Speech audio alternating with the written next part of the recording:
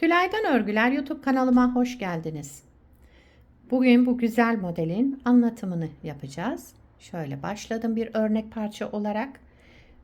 Burada hazır lastik uyguladım. Üzerine modelimizi kurduk. 3,5 numara şiş kullandım.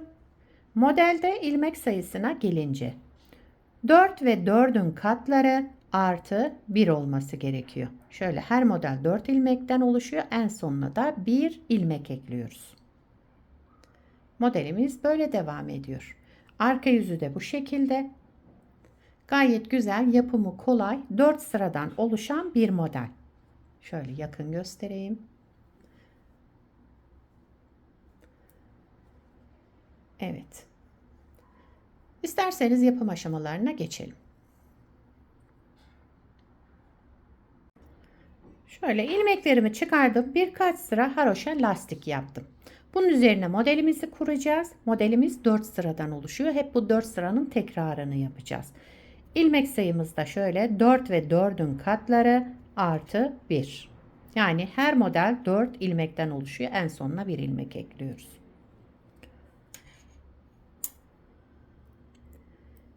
Birinci sıra ön yüzündeyim.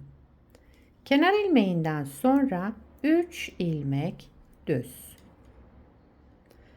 Daha sonraki ilmeğimizi örmeden alıyorum. Üzerine şöyle bir kez dolayarak. Bakın. Tekrar 3 ilmek düz. Sıradaki ilmeğimi örmeden alıyorum. Üzerine bir kez dolayarak.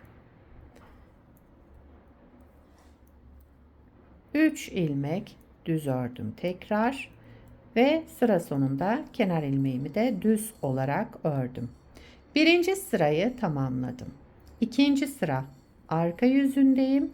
Kenar ilmeğinden sonra 3 ilmek ters.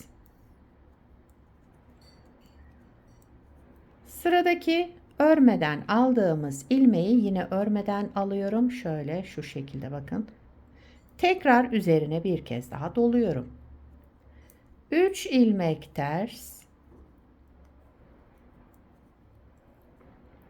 Örmeden aldığımız ilmeği yine örmeden alıyorum. Bir kez daha doluyorum üzerine. 3 ilmek ters. Kenar ilmeğimi de düz olarak ördüm. İkinci sırayı tamamladım. Üçüncü sıra ön yüzündeyim. Kenar ilmeğinden sonra sıradaki 3 düz ilmeğimiz. Önce bir artırma yaptım. Daha sonra bu 3 ilmeğin üçünü bir topladım. Sola doğru düz örerek kestim. Tek ilmeğe düşürdüm. Bir ilmek artırma yaptım.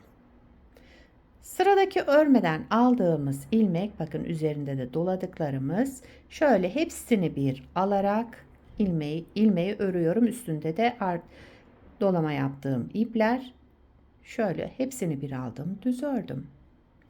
Bir artırma yaptım. Sıradaki 3 ilmeğimin üçünü bir topladım, düz ördüm. Sola doğru kestim. Bir artırma yaptım. Bu örmeden aldığım ilmeği şimdi ördüm. Bir artırma, sıradaki 3 ilmeğimin üçünü bir topladım, sola doğru kestim. Daha sonra bir artırma yaptım. Kenar ilmeğimi düz ördüm. Burada artırma yapmayı unutmayalım. Dördüncü sıra arka yüzündeyim. Kenar ilmeğinden sonra bütün ilmeklerimi ters örüyorum.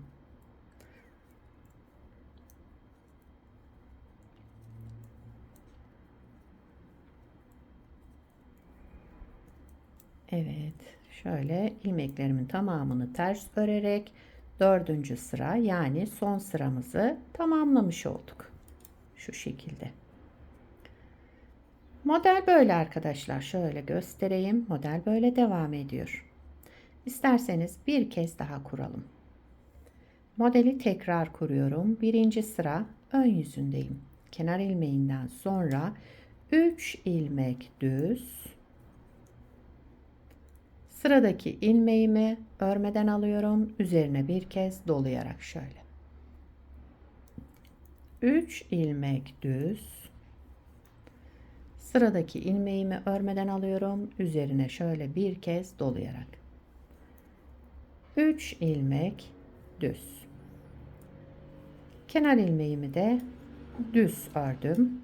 Birinci sırayı tamamladım. İkinci sırada şöyle kenar ilmeğimden sonra 3 ilmek tersimiz var. Yine ters olarak örüyorum. 3 ilmek ters. Sıradaki ilmeğimi yine örmeden alıyorum. Şu şekilde şöyle ikisini bir. Yine üzerine doladım. 3 ilmek ters. Sıradaki ilmeğimizi örmeden alalım. Şöyle üzerine bir kez daha dolayalım ipimizi. 3 ilmek tersle sıramı tamamladım. Kenar ilmeğimi düz ördüm. Üçüncü sıra ön yüzündeyim. Kenar ilmeğinden sonra bir artırma yaptım. Daha sonra bu 3 düz ilmeğin üçünü bir topladım. Düz örerek tek ilmeğe düşürdüm. Tekrar bir artırma yaptım. Örmeden aldığım ilmeği de şöyle üzerindekilerle beraber düz ördüm.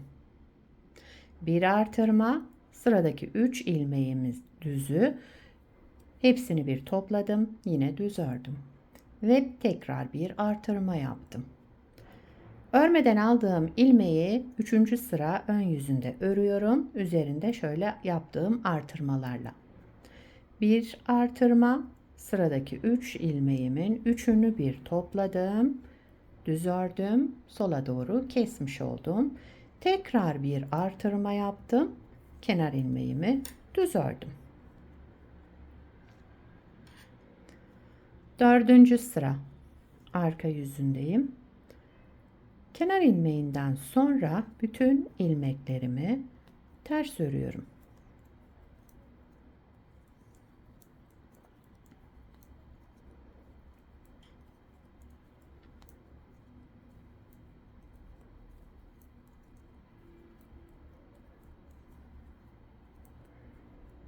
Evet, 4. sırayı da ters örerek tamamladım.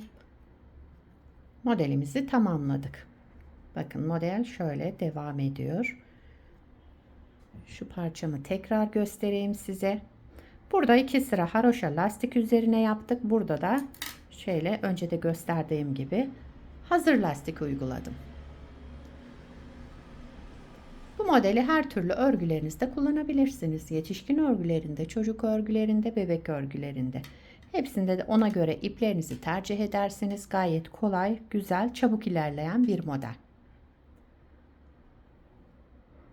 Yapacak olanlara kolay gelsin. Bir sonraki videoda görüşmek üzere. Hoşça kalın.